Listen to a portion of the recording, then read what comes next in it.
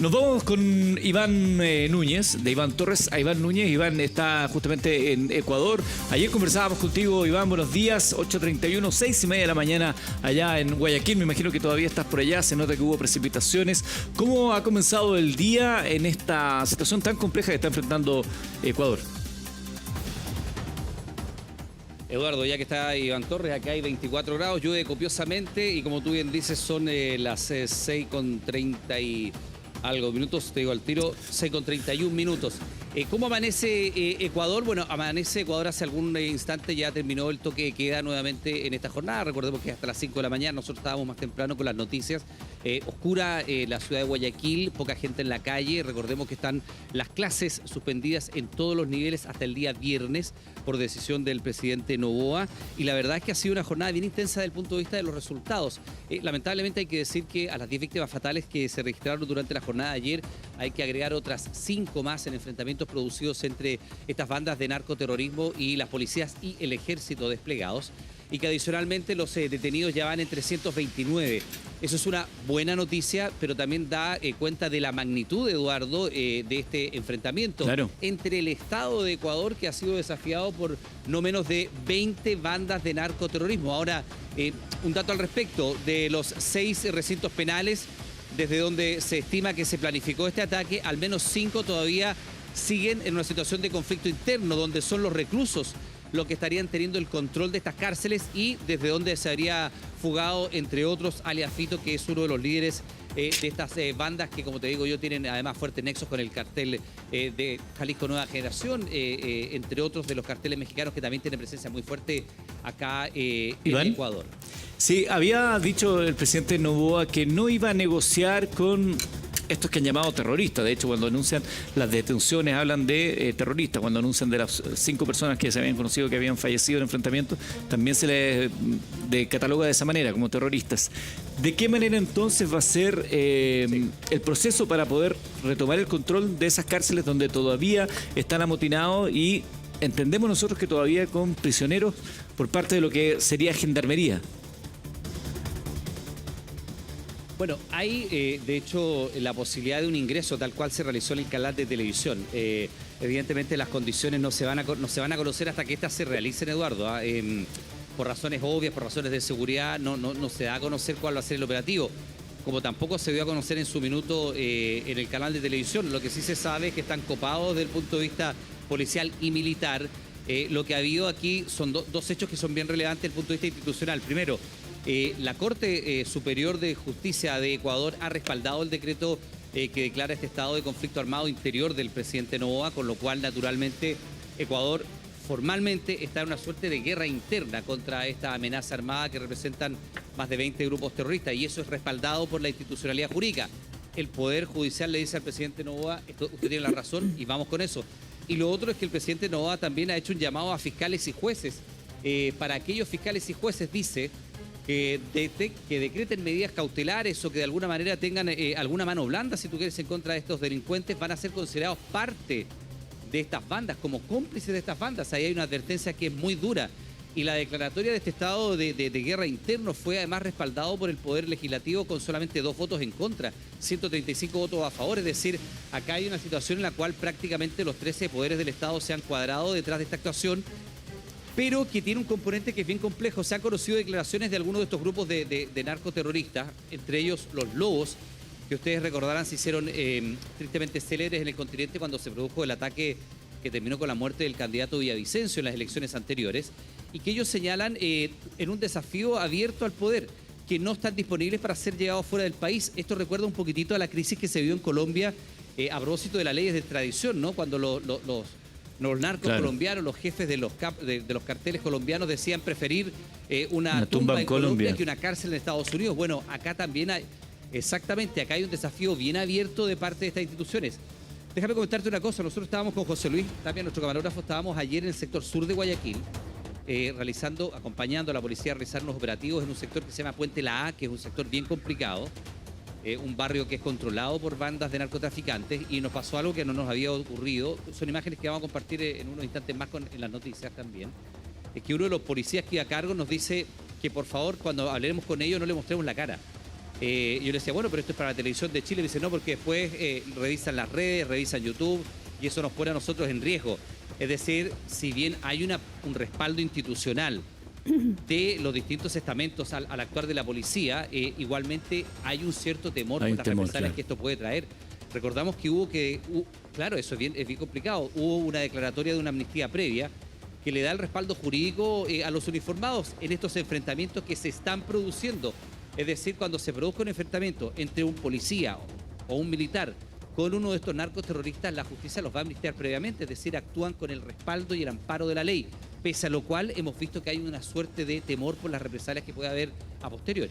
Claro, y estamos hablando solamente de 5 personas fallecidas, por lo menos es la información oficial que han entregado las autoridades del gobierno ecuatoriano. Dijo Giancarlo Lofredo, ministro de Defensa, el tiempo de los delincuentes se acabó, cualquier acto terrorista se convertirá en objetivo militar. Estamos con Max Quitral acá en el estudio, está también Buen día. Andrea Aguilar, editora internacional de 24 horas también. Buenos días. Iván, vamos a ver y revisar junto a Yamila también la nota que tú preparaste para 24 horas que da cuenta de lo que ha sido esta jornada en Ecuador, y al regreso seguimos comentando junto a ustedes también para entender la dinámica de este proceso que ocurre en el vecino y querido país de Ecuador. Nuestro pueblo está sufriendo y nosotros no podemos permitir eso. No podemos permitir más que nuestro pueblo ecuatoriano sea amedrentado por personas que no quieren a esta patria. Arengas militares en medio de una noche saturada por la escalada de violencia del crimen organizado. Un país hasta hace no muy poco pacífico, hoy se declara en estado de conflicto armado interno y un canal de televisión termina convertido hoy en escena de un crimen. Ecuador despierta a tientas de una jornada de pesadilla, donde los integrantes del narcoterrorismo desafiaron abiertamente al poder. Estamos atentos, estamos con personal policial, estamos resguardando las instalaciones, circunvalando permanentemente y constantemente todo este sector, no solamente de este canal, sino todos los canales que existen aquí en la ciudad de Guayaquil. El personal de táctico nuestro ingresó, se realizó la verbalización y obviamente fue con esto, no hubo heridos de parte de los delincuentes y pudimos sacar a todas las personas que se encontraban al interior. Durante años, Leonardo Flores le ha preguntado a víctimas y familiares de la delincuencia que le relaten cómo ocurrieron los hechos. Hoy le toca estar del otro lado. Tuve que ser testigo presencial de esta situación. Yo estuve en uno de los edificios en el que precisamente empezaron los ataques terroristas. Llegaron más de 15 encapuchados, llegaron con armas de grueso calibre, pistolas, fusiles, subametralladoras, granadas y tacos de dinamita. Y no es el único. Este ingeniero sencillamente no recuerda cómo ocurrieron los hechos. Solo sabe que se salvó de milagro. ¿Tú qué estabas haciendo ayer en el canal? ¿Cómo fue esta dinámica, si nos puedes contar? Eso sí no te puedo decir. Ajá, pero todo medio difuso. Simplemente entraron de golpe, sí. No sé. Hoy en Ecuador la policía, el ejército y los poderes del Estado buscan a los miembros de grupos como Águilas, AK-47, Caballeros Oscuros, Cuartel de las Feas, Los Lobos, Tiguerones y Covicheros. Nombres como sacados de una mala película de acción, pero que protagonizan la triste realidad de un país sumido en los tentáculos del crimen organizado. Ahí estamos viendo un poco el resumen de lo que fue esta pesadilla que se ha vivido en Guayaquil, Ecuador. La verdad es que uno ve estas imágenes, genera mucha tristeza, uno se imagina esto en las películas y que hoy esté pasando es terrible. Iván, quería preguntarte, buenos días primero, y preguntarte cómo lo has sentido tú, cómo lo has vivido allá, qué sensación hay en la gente también. Mira, la gente, si tú hablas con el ecuatoriano común y corriente, nosotros ayer estábamos, como te decía yo, Yamila, en este sector que se llama Puente de la A, y nos tocó ver cómo la gente vive encerrada y ya cansada de este dominio territorial. Fíjate que al menos lo que te dicen los ecuatorianos, muchos de ellos no te quieren hablar en cámara, hay temor, tú sabes que las redes sociales hoy día son muy potentes, entonces lo que salga al aire en televisión, aunque sea en Chile, eso después queda en YouTube, después queda en redes sociales y eventualmente si tú convives en el mismo barrio con gente que pertenece a una de estas bandas de narcoterroristas, evidentemente después puede ser blanco de algún tipo de represalia. Pero la gente sí respalda lo que está ocurriendo porque hay una suerte de cansancio. Yo me recuerdo, Yamil, haber venido varias veces acá a Ecuador, puntualmente a Guayaquil, también a Quito, con motivo de otras noticias, y era un país tranquilo. Hasta hace algunos años, hasta hace una década, Ecuador tenía cifras de delincuencia bien parecidas a las que había en Chile en esa época. Nosotros también hemos tenido una escalada muy distinta, hay que decirlo, es muy distinto los volúmenes y las magnitudes, pero ellos no conocían en primera persona estos nombres de estas bandas que son tan extrañas para nosotros y que ojalá no nos tengamos que familiarizar en el futuro con ellas. Sí. Para ellos no les decía nada, pero hoy día conocen perfectamente quiénes son los choneros, quiénes son los AK Killers, los K-47, el Club de las Feas, en fin, los cobicheros, que son algunas de las bandas que son además subsidiarias, Yamila, de las bandas de carteles mexicanos, que como el Estado mexicano les ha dado el combate, como el Estado colombiano ha ido frenando el avance de las mismas, se van desplazando. Sí. Nosotros estuvimos el año pasado en Juárez, que Juárez era en su minuto la ciudad más peligrosa del mundo, y Juárez implementó una política muy agresiva en contra de los carteles. Sigue estando entre las 10 más peligrosas, pero también retroceden. Y cuando el narcotráfico retrocede en un país, se mueve. Las bandas de crimen organizado van mutando y van saliendo y van avanzando. Por eso los ecuatorianos, te diría, hoy día están un poco cansados de esto y de alguna manera respaldan lo que está haciendo el gobierno a través de estas medidas que tienen al país, hay que decirlo, con toque de queda. El toque de queda se levanta a las 5 de la mañana, pero están sin clase los chicos, están todos con clases telemáticas hasta el día viernes. Iván, preguntarte también sobre esto. Me tocó particularmente vivir en México, en Ciudad de México, y uno puede ver que es un país que se acostumbró a vivir con los cárteles, que negocian permanentemente los gobiernos con los cárteles, desde que el gobierno de turno con los cárteles que están ahí. Y me da esta sensación que Ecuador, al meterse Sinaloa, que son tan poderosos como lo conversábamos ayer, ¿crees que hay una sensación de que sí van a poder detener este movimiento? Porque hablaban de la tecnología del armamento que tienen en Ecuador, que eso viene de los cárteles de México, el poder que ha tenido Fito de escaparse, este líder, al igual que Capitán Pico también. Entonces, ¿crees que qué sensación hay? ¿Que lo van a poder controlar o que definitivamente van a tener que empezar a negociar?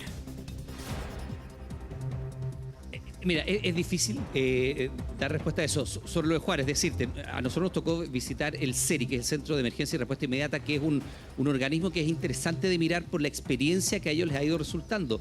Es un organismo, Camila, para que te haga una idea, donde hay una cantidad enorme de monitores que están con estas cámaras con inteligencia artificial ubicadas en la esquina más conflictiva de Juárez. Juárez tiene más o menos la población, formalmente la población de Valparaíso, pero tiene una de las tasas más altas de criminalidad del mundo. Ha bajado, pero es interesante. Allí confluye la policía municipal, la federal, el ejército, bomberos, la ambulancia.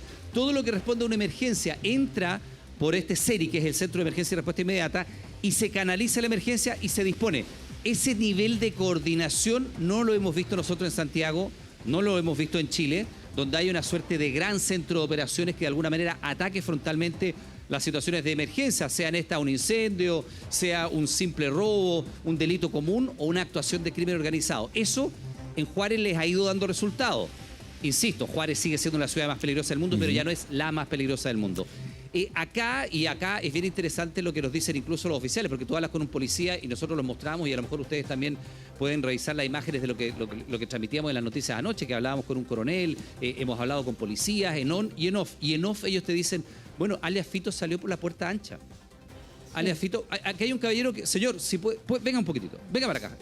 Si estamos para Chile, no tengan, venga. A ver si lo puedes traer, José Luis. Venga. Si vamos, en off, no le voy a mostrar la cara, Dígame, porque yo, mira, el caballero está diciendo que efectivamente sale por la puerta. No le voy a mostrar la cara, venga para acá. Qué terrible es el temor que tienen. No le voy a mostrar la cara. Vivir con miedo es una cuestión brutal. Imagínate. A escapar de este señor Fito. A esto solamente determinan de quitarles el postre y de que no se vayan fuera del país, cuando ellos tienen que ser los primeros investigados. Todo lo que usted está señalando aquí está en la realidad. Gracias. Él dice que lo que estamos señalando está en la realidad, pero no quiere dar la cara si la gente tiene temor, porque, oye, como te digo, eso que dijo... El Cairo está diciendo cuando escuchaba que se iba caminando Fito, porque eso lo dijo también un ex ministro de Justicia. Eduardo, te escucho. No, que eso que decía él lo hemos escuchado acá de otras autoridades, yo lo escuchaba también de algunos políticos ecuatorianos, que hoy en día en las cárceles los celadores, los gendarmería de allá, están básicamente para darle la comida a los presos, porque los presos son los que mandan, ordenan y poco menos que dan la fecha de las vacaciones de los gendarmes. Mira, te quiero decir algo al respecto. Nosotros ayer conversamos con un oficial de la policía y esto lo dice en off. Lo que salió en cámara ya salió en cámara y lo habrán visto quienes estaban en la conexión con nosotros ayer.